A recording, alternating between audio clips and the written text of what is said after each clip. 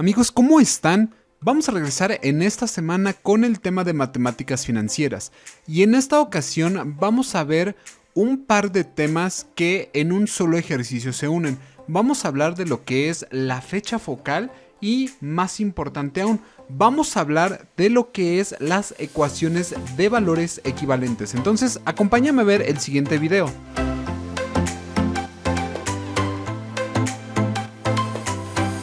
Es importante entender lo que son las ecuaciones de valor equivalente porque gracias a estas vamos a poder entender cuando existen las operaciones que ya hemos visto, pero juntas con diferentes operaciones. Es decir, hasta ahora hemos visto únicamente operaciones donde existe una fecha de adeudo y una fecha de pago, pero también existen situaciones en donde se contrae una deuda, se da un anticipo y antes de que se liquide esta deuda, existe un nuevo endeudamiento.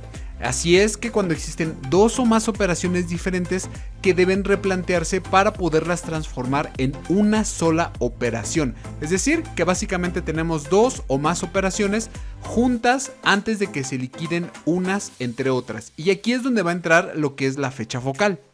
Pero para esto debemos primero poderlo entender en lo que es una gráfica de tiempo. ¿Qué es lo que estoy obteniendo aquí? Básicamente poder entender esto que acabo de decir a través del tiempo.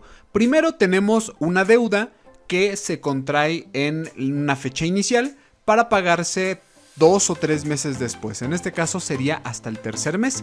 Pero después, antes de que termine esta deuda, se contrae otra en el mes 2 y en este mes 2 se contrae la deuda para pagarse hasta el final del periodo.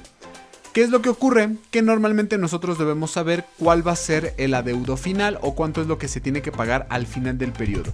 Por lo tanto, ya encontrando un poquito las partes, esto lo vamos a resolver entrando siempre o entendiendo siempre que seguimos en el ámbito de interés simple con esta fórmula que ya hemos visto a través de los videos anteriores, donde con esta fórmula vamos a poder encontrar el monto, pero llegará un momento en donde el monto será equivalente al capital. ¿Cómo es esto? Bueno, pues es muy sencillo. Llegará un momento en donde antes de que termine de pagarse esta deuda, deberá replantearse nuevamente una deuda contraída para que ésta vuelva a generar un interés a través del tiempo con otra deuda. Por lo tanto, esta se convertirá, en lugar de monto, se convertirá a capital. Esto lo vamos a ver en este caso práctico. Fíjate muy bien, el señor Aldo contrae una deuda a 3 meses por 1.200.000 a una tasa del 25% de interés simple. Terminando el primer mes, contrae una nueva deuda por 1.000.000 para pagarla en los próximos 2 meses sin intereses. Fíjate cómo aquí ya estamos involucrando dos deudas en una misma operación. Luego nos dice que para el segundo mes de iniciada la primera deuda, fíjate cómo ya aquí estamos hablando de primera deuda, acuerda pagar 1.500.000. En ese momento, y para liquidar el resto de su deuda, promete hacer un pago al final del tercer mes o al final de 3 meses, con un interés simple del 30%. ¿A cuánto ascenderá el pago final? Fíjate cómo aquí ya involucramos muchos más elementos que en los ejercicios anteriores. Y esto es así porque normalmente cuando existen pagos anticipados o pagos con cobros o pagos a finales de periodo, existen diferentes variables que debemos de tomar en cuenta. Por lo tanto, con esta información es importante resaltar cuáles van a ser los elementos más importantes. Aquí en primer lugar debemos entender que tenemos una deuda a 3 meses. Luego tenemos una segunda deuda por 1.000.000 a pagar en los próximos 2 meses, pero con la particularidad de que esta se contrae cuando termina el primer mes de la primera deuda. Y luego nos dice que se va a pagar un monto de 1.500.000 en el momento de que inicia el segundo mes de la primera deuda. O sea, aquí es un juego de fechas, de deudas y de pagos. Y al final nos dice que tendremos un pago final cuando pasen 3 meses, luego de que se pagó este 1.500.000 con un interés simple del 3%. Obviamente aquí ya teniendo tantos elementos es importante hacer como un pequeño listado de qué es lo que tenemos. ¿Qué es lo que nosotros debemos de tener? Bueno, pues con esta información vamos a ver que tenemos dos deudas. Una deuda por 1.200.000 a 3 meses con un interés simple del 25%. Y un mes después tendremos una deuda por 1.000.000 a 2 meses sin intereses. Esto en la parte de deudas que se ha contraído. Y luego en la cuestión de pagos, que nos dice que a 2 meses después de esta segunda deuda contraída, tendremos que hacer, o el señor Aldo habrá hecho un pago de 1.500.000 de manera de contado, y luego en la parte del lado B o el segundo pago nos dice que hará un pago final, que esto es lo que nosotros debemos encontrar, 5 meses después de la primera fecha. La primera fecha recordemos que es esta. Entonces aquí ya tenemos una serie de planteamientos de los cuales nosotros tenemos que resolver para poder saber cuánto es lo que él va a tener que pagar al final de todos los periodos, es decir, en el quinto mes.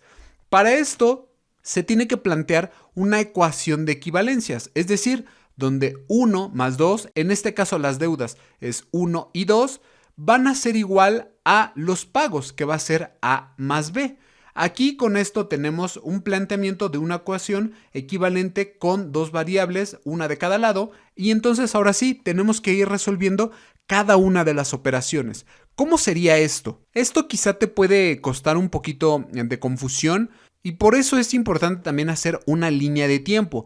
¿Cómo haríamos esta línea de tiempo? Fíjate muy bien, para poder entender cómo son estos conceptos, debemos entender que la primera deuda, que es la que se contrae en el mes 0, es de 1.200.000 y se va a pagar hasta el tercer mes, con un interés simple, acuérdate, del 25%. Luego, un mes después, es decir, en el mes 1, vuelve a contraer una deuda por 1.000.000.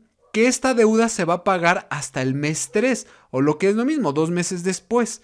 Pero pasado un mes, es decir, ya en el mes 2, el ejercicio nos dice que el señor Aldo va a hacer un pago por 1.500.000. Este 1.500.000 se queda en el mes 2.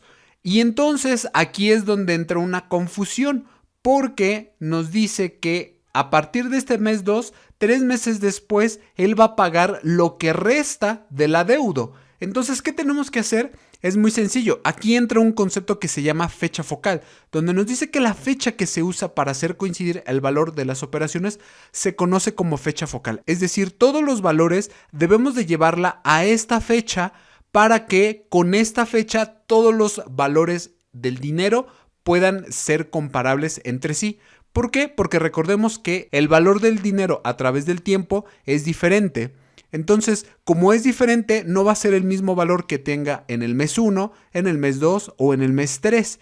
Por lo tanto, como tenemos varias deudas, tenemos que ir replanteando cada uno de estos ejercicios en diferentes fechas, siempre con la finalidad de llevarlos hasta el mes 5 o lo que es lo mismo, la fecha focal. Entonces tenemos que ir haciendo uno por uno. En el primer caso, que es la deuda 1, nos dice que el valor de la operación I dentro de 3 meses deberá de ser de la siguiente manera.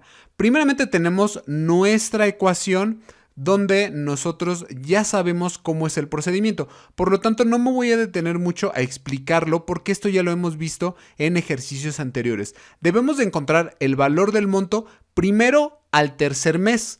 ¿Por qué? Porque primero debemos de saber cuántos van a ser los intereses que se van a generar con el interés del 25%. Fíjate cómo aquí ya utilizo el 25% de manera algebraica.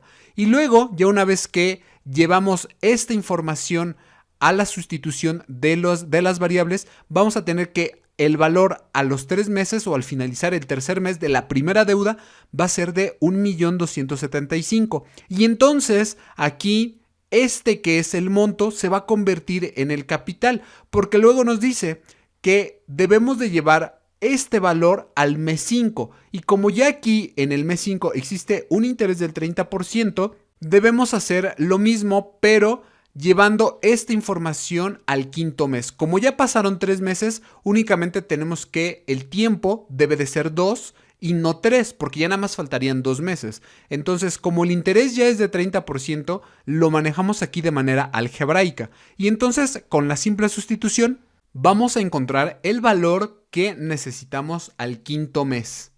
Esto es porque acuérdate que estamos manejando dos tasas de interés en tiempos diferentes y esto lo debemos hacer porque necesitamos comparar el valor del dinero de este 1.200.000 con todos los demás. ¿Y cómo vamos a hacer eso? Pues llevándolo a la fecha focal, que en este caso es el mes 5. Esto es ya con el primer valor o con la primera deuda de 1.200.000, donde al final el valor de este importe va a ser de 1.338.750. No te preocupes si esto a lo mejor te confunde un poquito, pero sí es importante que este valor lo tengas muy presente. Luego vamos a ver lo que sería con la segunda deuda. La segunda deuda es algo muy parecido, pero acuérdate que como se contrae en el mes 1, es decir, un mes después de contraída la deuda inicial, nos dice que esta primera operación no va a generar ningún interés. Por lo tanto, debemos de llevar el valor al quinto mes. Y como lo vamos a llevar al quinto mes, debemos de hacer la siguiente sustitución. Fíjate, es muy sencillo porque ya tenemos el valor en el mes 3. Como ya lo tenemos en el valor 3, únicamente tenemos que llevarlo al valor 5, es decir, al quinto mes. Por lo tanto, únicamente deberemos de considerar 2 periodos. Entonces, la fórmula para encontrar el monto va a ser exactamente la misma que hasta ahorita hemos utilizado. De tal modo que ya con la sustitución de las variables, vamos a ver que el valor de 1.000.000 al quinto mes va a ser de 1.050.000. Acuérdate, la deuda se contrajo un mes después de la primera deuda, pero esto no conlleva intereses, por lo tanto se debe de calcular al mes quinto a partir del tercer mes. Esto es con la segunda parte o la segunda deuda. Vienen ahora lo que son los pagos de estas deudas. ¿Y cómo vamos a hacer esto? Pues muy sencillo, fíjate, para encontrar este dato se considera que el 1.500.000 que ya pagó a los 2 meses deben de tener valor al quinto mes. Entonces, fíjate muy bien, aunque dice que ya se pagó este 1.500.000, no lo podemos hacer comparable en ese mismo mes, porque el valor en el tiempo de las deudas es diferente. Entonces tenemos que llevarlo al mes 5, así como la deuda contraída de 1.200.000 y de 1.000.000. Entonces este 1.500.000 como se pagó en el mes 2, vamos a tener que llevarlo al mes 5 con el interés del 30% y considerando que todavía faltan 3 meses. Como todavía faltan 3 meses, bueno, pues tenemos que hacer la sustitución de las variables de tal modo de que el valor al mes 5 de este 1.500.000 es de 1.612.500.